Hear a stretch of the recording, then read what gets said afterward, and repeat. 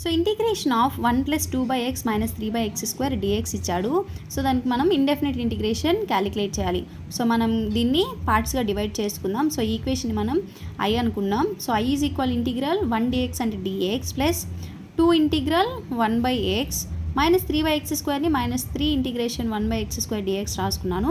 So integration dx అంటే ఏంటి? So formula వచ్చి మనకి ఇంటిగ్రేషన్ dx అంటే x అవుతుంది. సో +2 × 1/x అంటే ఫార్ములా మనకి log x plus c. So 2 1/x అంటే 2 log x -3 ఇంటిగ్రేషన్ 1/x² అంటే మనకి -1/x అనమాట. సో -3 ఇంటిగ్రల్ 1/x² కాబట్టి -1/x plus c. So x plus 2 log mod x plus minus into minus ఏమవుతుంది plus. So plus 3 1s are 3/x plus c.